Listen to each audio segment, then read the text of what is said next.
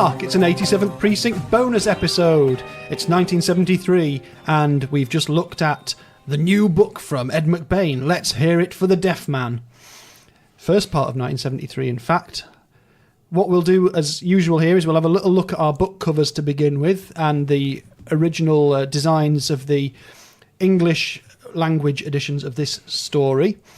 Mm-hmm. And then we'll have a little bit of our quiz time that we all love, before getting on to a chat about casting the deaf man. You'll know what's going on if you listen to the main episode. If you listen to this without listening to the main episode, then weird. Fair enough. But, I mean, the summary of the copies of the book that we've got is going to be quite quick, I think, isn't it? Well, yes. Well, we've all got the same one. I think we have. Exactly the same edition. The same year and everything. Well, let's cross-reference that. Well, they're all the pan with just a big mouth on the front. Big old gob. Yeah. A big old mouth. 76. 76. 76. There we go. Yeah, basically, we've all got the first edition pan. Although I do have one of these ones. Oh, you've got a D. Llewellyn Hodge one. I've got a D. Llewellyn Hodge. That's... Well, you've got one of those. Yeah, I've got several of those. Of them, yeah. Where do you buy that? The same place, I'd imagine. We robbed it from D. Llewellyn Hodge. Yeah. No, where did you get them from? I can't remember. I can't remember either. It might have been somewhere like one of the bookshops Henry in town. Bull. It could well have been, yeah. All right. Well, there you go. That's nice to see.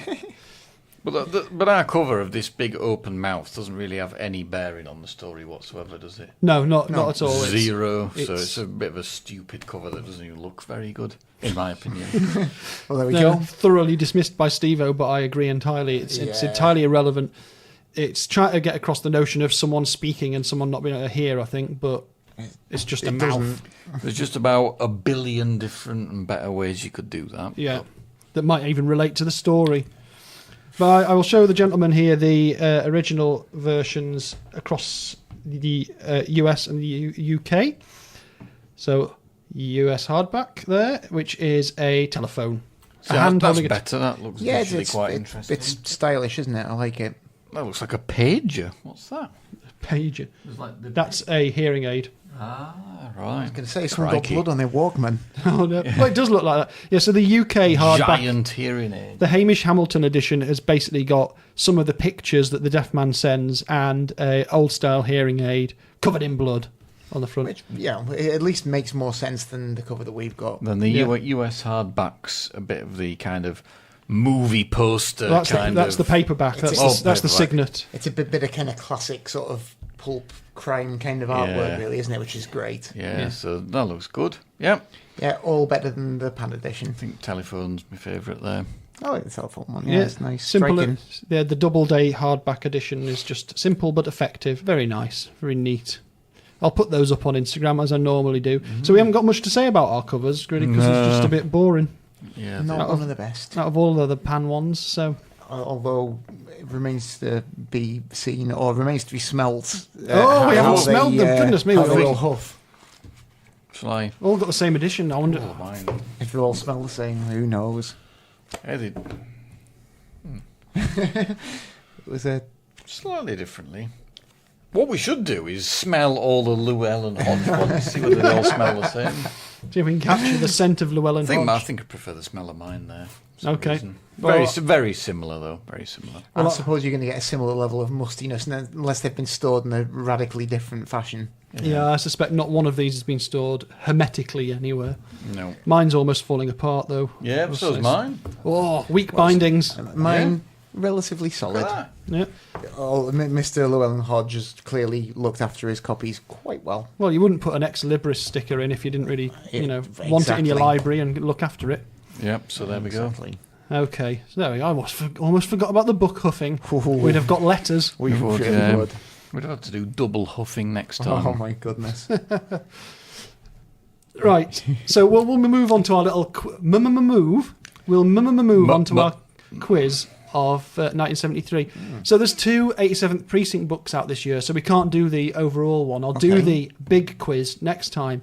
So we're back to an old school top 10 of the copyright week. So 29th of January 1973. Ooh, okay. Jan 73. So these are best-selling singles of that week. So the top 10 for that week in the UK and the US. Oh, by. But I'm going to give you a clue. In the UK, Yeah. think glam. I was going to say it must be about that time. Have we got T-Rex? Not in the top 10. Ah, rats. The Sweet. We're slightly early for them. No? What could it be if it was the Sweet? Blockbuster? Blockbuster video. Yes, Blockbuster by the Sweet is number 1. Did they do Terrific. Fox on the Run? They did. Was that after that or before? I'm not sure what order they That's came a in, great but song, It's a that. corker. They had a few great singles, actually. Really good run. Mud at all? No Mud, not in the top.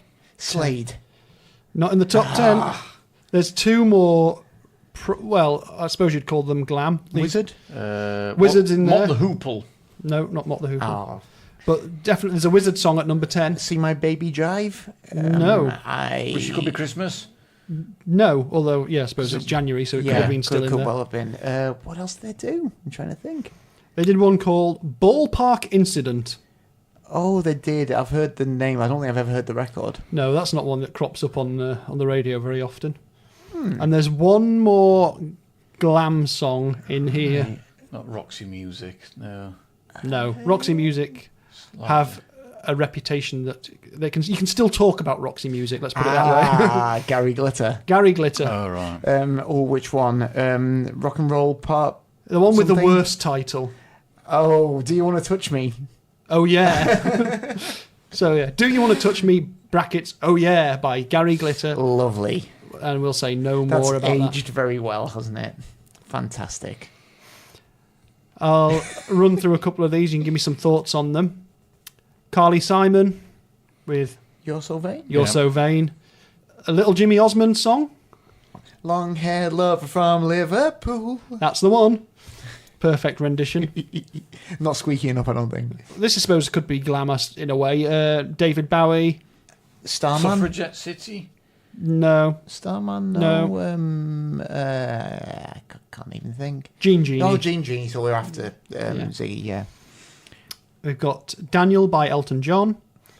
We've got The Strawbs with Part of the Union, Oh, yeah, you don't get me, I'm part of the union. Yep. which I don't know if that reflects the fact that there was quite a lot of industrial unrest at the time. Well, Quite possibly, yeah. Wishing Well by Free.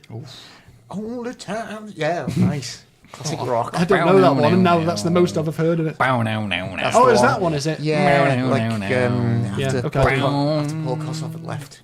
And we've got If You Don't Know Me By Now by Harold Melvin and the Blue Notes. Thankfully, not the Simply Red version, which is I was going to say, I'm dreadful. thinking, yeah, What about over in America? probably still flipping Simon and Garfunkel.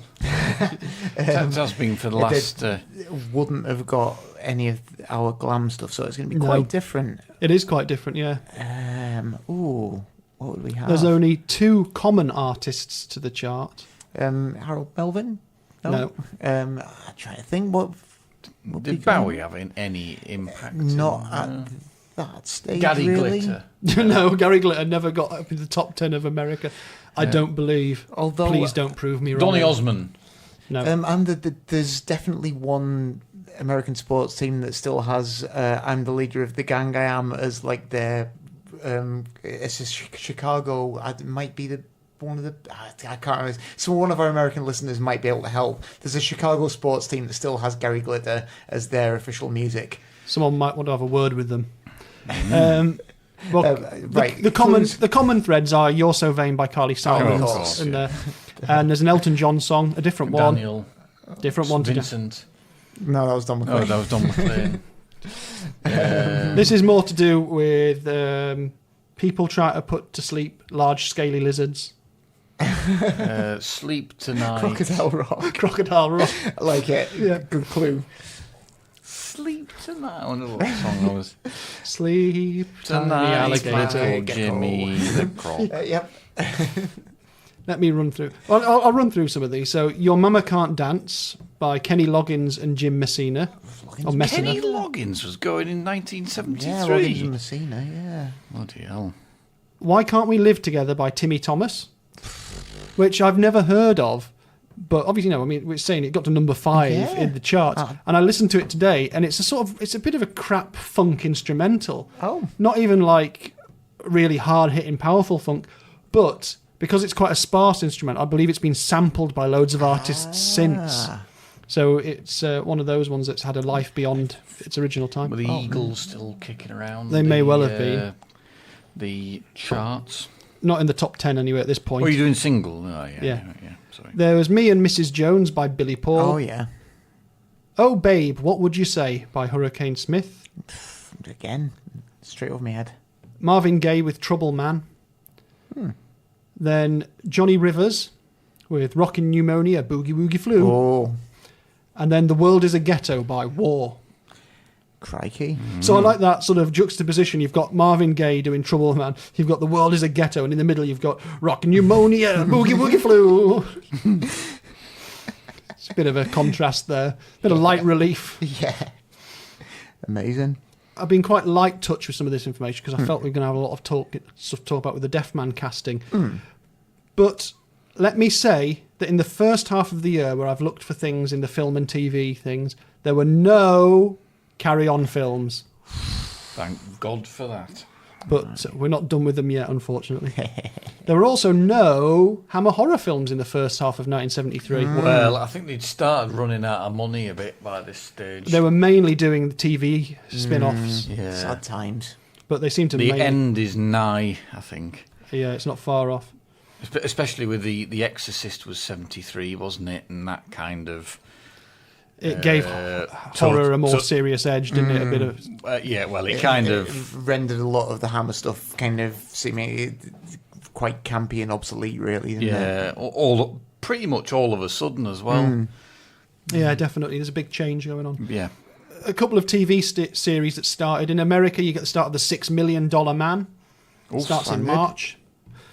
And in the UK, you get the start of a little programme called Last of the I Summer Wine. was just going to say, did Last of the Summer Wine start in 1973? Because I knew it was back...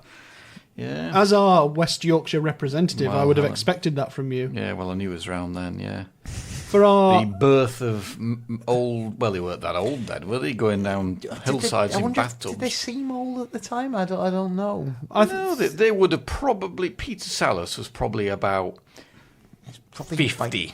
You know, I don't think he would have been that much older than that then.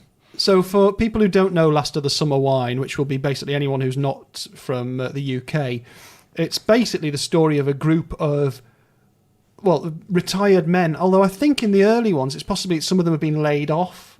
And there's a bit of a social thing going on there with sort of what's happening in these old mill towns or the industrial north, things like that. So it's not literally these are some granddads knocking about. And it starts out like that, and it becomes a bit more farcical as the years go by. It ran for a very, very long time, but it's set in a very beautiful part of the country, in Home Firth in West Yorkshire. And He was 52, yeah, so...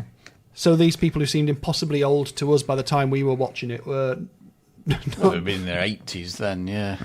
Well, And in the still, 60s and 70s when I first started watching it in the 80s. yeah, still rolling down hills in bathtubs on wheels for some reason. Yeah. Yeah, they were I'm like- sure they were that just- probably only happened a couple of times, but it seemed to happen every week. No, it happened a lot, that. It did run. It ran for a very, very long time, and it was all written by one guy as well. When Yeah. you think about the number of episodes.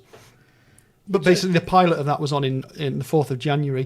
That was part of the Comedy Playhouse series. Do you remember the first of the Summer Wine? There was the prequel series. Yes, I did. I really liked that. Yeah, it didn't last that long, that did No, it? it was all about their wartime thing.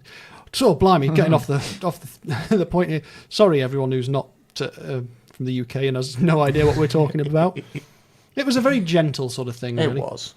And of all the films in the first part of the year, the one I've selected to mention is Day of the Jackal. Oh, yeah. Oh, I crikey. watched that again the other day, actually, so it was good. Yeah, I've not seen that for a long, long time. Yeah, it's excellent. It seems to me, as I was looking for films to talk about from the first part of the year, that actually, by this point, most of the big studios are putting their films out in the holiday period towards the end of the year. So all the big films are in the second part of 1973.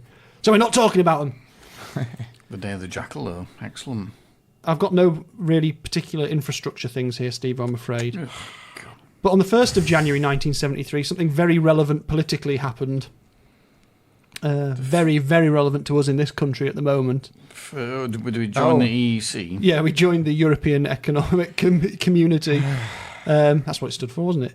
Yes. And we're about to plunge out of it with no deal in the next few months. Yeah. La-di-da. Oh, God. But anyway, let's not linger on that. Steve-O. On the 7th of January 1973, an important sporting organisation was born, was founded. A sport that you and I both love. A sport that you and I both play. What am I talking about? The British Darts Organisation was founded, I would hazard a guess. That's it, yes. By Ollie Croft. Mad Ollie. Yeah. So both Steve-O and I play darts in a local league, and the British Darts Organisation is central to the professionalness of the game, which we are far, far away from. Yep, indeed. There's grassroots darts, and then there's seed rotting in the mud darts, which is more what we are. You probably didn't have a world champion until 77, so a few more years of growth. You'll still be very much in the working men's clubs for Stoke-on-Trent, next probably. few years, yeah. Rather bigger things were happening in America. I mean, surely bigger than small darts organisation. I think not. Well, Nixon's re-elected come the January. Obviously, there's a lot more to do with Nixon coming in the next bit of the year. We won't get into that. But one significant thing that he does follow through on is he ends the US involvement in Vietnam in January of 1973. So they signed the peace treaty there and get the hell out of Dodge. And for a little bit of sporting fun, Super Bowl 7, Dolphins... Miami Dolphins went undefeated in 1973. He's absolutely right. It was the first ever perfect season, culminated in them defeating the Redskins 14-7. Crikey. A bit of sporting fun for you all there. Yeah. So we'll have lots more 1973 facts from the back end of the year in our next podcast. And there's definitely been more to talk about there, with Nixon especially. So let's get on to casting the Deaf Man. Oh. So he's been portrayed on screen twice. We've talked about this before. First time was by Robert Vaughn in the TV series, and he was nicely suave. And yeah, I could imagine that. And then obviously Yul Brynner in Fuzz, and it's just weird. Yeah. Doesn't really work, much as he looks very smart in his suit. Well, he does look very smart in his suit. But yeah, listen to the Fuzz podcast if you want to hear my thoughts on that anyway. So we've all got a suggestion of who we think we'd like to cast. But first, I'll run through some of the names of people that have been suggested by you, our dear, dear listeners. And we've had, as I suspected, quite a few. We've had, for instance, how do you say it now? I've only ever... Cillian Murphy. Oh, yeah, Yes. yeah. Right. Cary Elwes, who was in Stranger Things. Who? Cary Elwes. Oh, yeah, yeah. He's that chap there. Oh, yeah, I get it. Yeah. Yeah, I think it's pronounced Elwes. Elwes. If not, sorry. Ed Harris. All right, yeah, yeah, yeah. Ryan Gosling is a suggestion. All right, okay, yeah. He's got, you know, he does blondness and intense eyes pretty well, doesn't he? I did have a bit of a think about Ryan Gosling as well. I think he could be quite good. Yeah. Probably wouldn't get him for a TV series these days. No, though. that's true. Although, I mean, what a show it's going to be, so possibly he'd be tempted back. Who knows? Well, I know, when he sees all the other names involved. Who else have we got? Neil McDonough. He's looking pretty good there. He's another guy you'll have seen in quite a few things there, Neil McDonough. Tom Hardy was a suggestion. Mm-hmm. He's a bit ubiquitous for me. If he plays it with the Bane voice, I'd be quite happy. Not the McBain voice, the Bane. that would be quite funny, wouldn't it? The Bane. Yeah, I mean, he's very good, Tom Hardy, but I don't know, is he a bit too beefy? Yeah. Too short and beefy. I don't know how tall he is. He's probably about 8 foot tall, for all I know. I think you need some, yeah. But the suggestions don't end there. All There's right, more okay. to come. My goodness. You need somebody with a twinkle in their eye for this role. Well, our friend Stella has suggested Armie Hammer, which is one of my favourite weird names ever, Armie Hammer. That's not a particularly great picture of him there. Oh, yeah. He's been in quite a few things, Armie Hammer.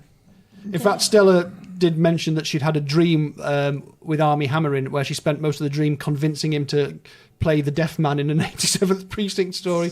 So I'm very sorry, Stella, for our invading your dreams with our nonsense. We had a late suggestion from our friend Crimin Ollie, which of Daniel Craig. Oh, right, okay, yeah. Yeah. You know, he'll be looking for guess. work soon as well, won't he? Yeah, no, yeah, not thought of him. But yeah. But part of the suggestion being an American audience does love a good British villain. Yeah. So there's nothing to say the Deaf Man couldn't be British. That's true. We've also got Chris Hemsworth as a suggestion. He can, you know, although he plays goofy and action very well, he can be quite... I think he could possibly pull it off. Although I'd probably get a bit distracted because he's quite dreamy. It makes me feel a bit funny. Hold me, Thor. Oh, I mean, you'd want the Deaf Man to be quite dreamy because he does have to be quite alluring, doesn't he? He does have to be very alluring. But It just needs to be able to manage that shift between sort of charm and psychopathic menace. yeah, it's a razor blade sort of Yeah. edge, isn't it?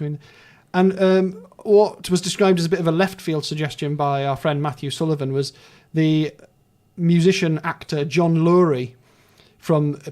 He did a show called Fishing with John in the early 90s, this chap here, in a group called the Lounge Lizards. And he's got a pretty intense look about him. He certainly does, yeah. I will just say thank you to our various friends who sent those in.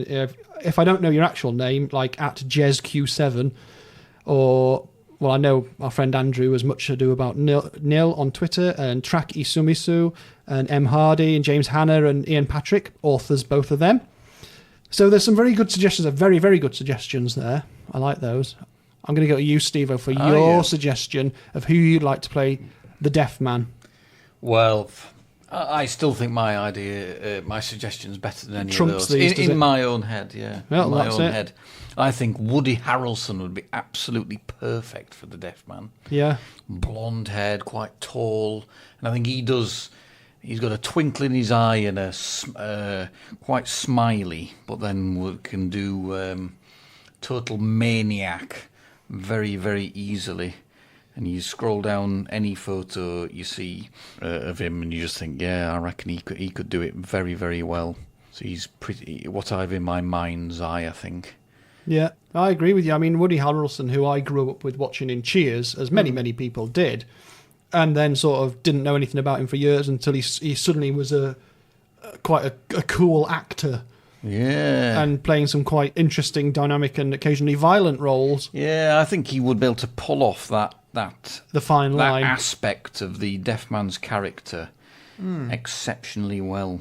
I could And see I think he physically resembles him very well as well. Yeah. So that is my suggestion, which I think is... You think that's the winner, do you? well, yeah. Well, let's go to Morgan Brown for his suggestion. And I might do a Kevin McClory if we don't cast him, and I'm going to have my own 87 series, a bit like Kevin McClory had with Thunderball when he made Never Say Never Again. I'm just do my own, just so I can do it my way. All right, well, I'll see you in court. Yeah.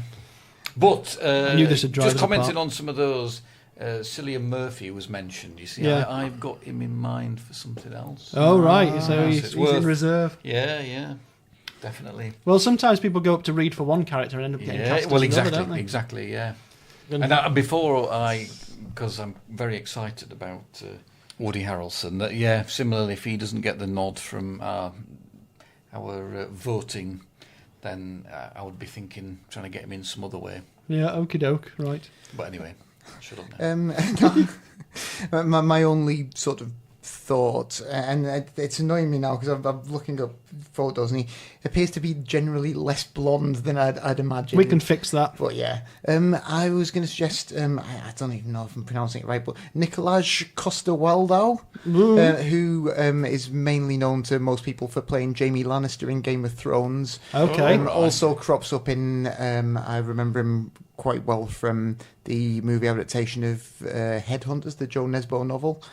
So he's got crime fiction pedigree. He does have crime fiction pedigree. He's got a good sort of balance between sort of like being this kind of tall, handsome, charming kind of guy, but can probably, can definitely handle that kind of psychopathic menace too. Okay. Show me a picture, because I've never watched Game of Thrones, so it's all... If he's not a dragon, I don't recognise him.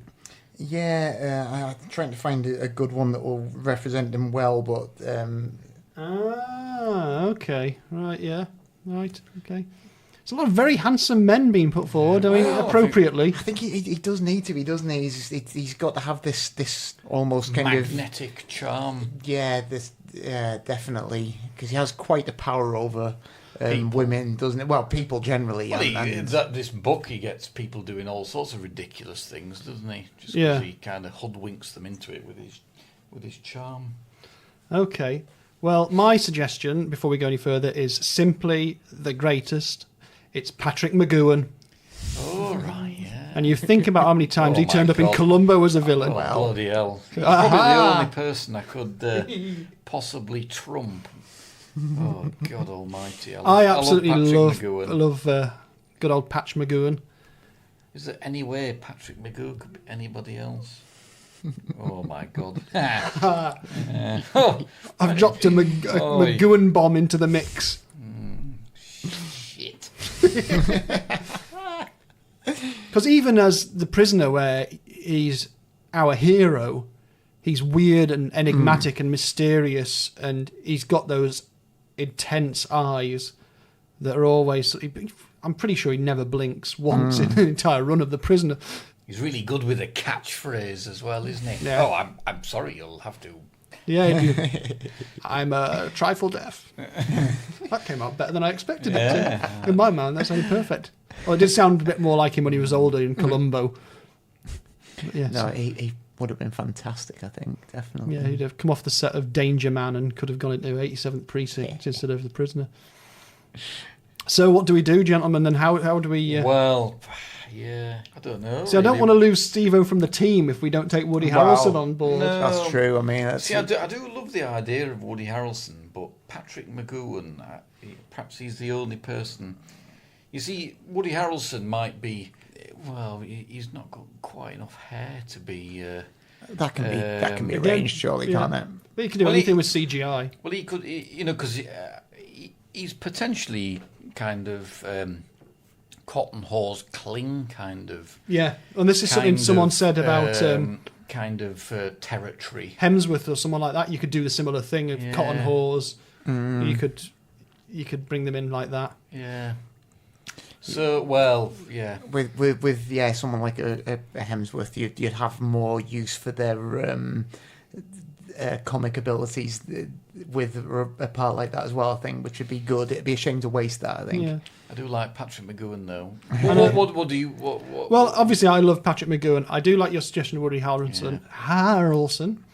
I do like Cary Elwes, this suggestion by our friend Andrew, because if you remember him from Stranger Things, I like his look. Yeah, I think they could actually be good. The picture I've got of him here is he's got a sort of brooding intensity about him. So that was our friend Andrew's suggestion, and that's my I don't know, any of these. Ed Harris would have perhaps been very good if it's younger. I don't know how to solve this problem. Well, I'm going to be decisive, and for me it's got to be Harrelson or McGoohan. Right, okay, so he's shot down these other suggestions. Yeah. What do you think, Morgan? Come on. Like McGoohan's great for a sort of casting from any era. If we're talking about making this show right now, which obviously we are, I know several major studios are interested. Oh, of course, so, I'm getting letters every day. That being the case, I do like matey from Stranger Things, whose name I've already forgotten. Cary Elwes. But if Steve-O's continued involvement in the project depends on it, I'd happily go for Harrelson, I guess. Oof. I think I didn't know I was going to get a backer. He's got a backer, and I think in order to move on from this... I don't want to after he's... I don't want to be chosen in that way, but I do think it'd be very good. And I am prepared to go with you. Everyone... We need McGoohan in somehow. We'll figure something out. Who's McGoohan going to play? I don't know. We'll get him to direct. He was very good. He directed a few Columbos. Yeah, he could be... anyway. You won't get it. No. Line from Prisoner. Woody Harrelson. Excellent. You ring Woody Harrelson up. And then... I reckon he'd be ace. Well, because he always looks like he's going to totally lose it at any minute kind of look. Yeah. Very well. And yet will come over as very charming and Yeah, I could see him doing it. I think it'd be good, and I think once he hears who else we've got on board for the project, I think he's probably going to be quite interested. Well, his favourite first question will be, "Where's McGowan?" Yeah. I heard Pat was involved. That's why I signed on. So we'll have to think carefully about that. Everyone ever think about who Patrick McGowan could be? Let's reverse engineer a role for him in this. So we could probably think of just a random villain in. I'll tell you who he could have been, actually. The guy who kills his Sadie when she died husband. Oh, yeah. Taking Carella around all those bars. That would have been interesting. Yeah. Yeah, He'd do a role like that very well. Certainly would. Oh, he's brilliant. Yeah. So thank you everyone for your suggestions. Please feel free to argue with our final decisive choice of Woody Harrelson as the Deaf Man, a recurring character in our fantasy TV 87th Precinct series. Oh, it's getting exciting. That looks like Brian Eno. Brian Eno. That's Neil McDonough. Yeah. Which member? Phil Manzarana as Pete Burns with his fly sunglasses on. Okay, we're recasting all of the series with just members of Rocky Music. So we're casting next. We need to decide that. I know we need to decide who we're going to cast next. Do we go back to a detective or do we go for something else? Yeah, because we've got loads of detectives to get through. But we haven't done many. And there's new detectives too. We haven't done much in the way of female I know characters. we've not. We haven't had that many female characters No, that's just thus far in the the ones who are going to crop up, really. Anyway, Teddy or Aileen Burke or I'm just watching Steve-O prod his book. That's what the noise is you're probably hearing coming through the mic. I think we should do Aileen Burke when she's back in Yeah. That big would make style sense. in the when's that, the early 80s when Yeah, she a little comes while, back. So perhaps we should go for the most important one of all. Indeed. Another big name in the series, What Teddy Carella. Oh right, okay. I think we should probably do that. excellent. Teddy Carella. I think this will be another big name one. This. Well, indeed. Yeah. Absolutely. I mean, for following the footsteps of Jenna Rowlands, it's yeah. Yeah. Well, there's already a precedent. She's been played a few times. She's always been involved in any adaptations across the world that have been done. So this will be interesting to see what people think these days. Get your thinking caps on, everyone. It's Teddy Carella next time. And until then, when we return, I'm going to say au revoir, mes amis. That's what Poirot says. Goodbye. He doesn't say that. Fairly well.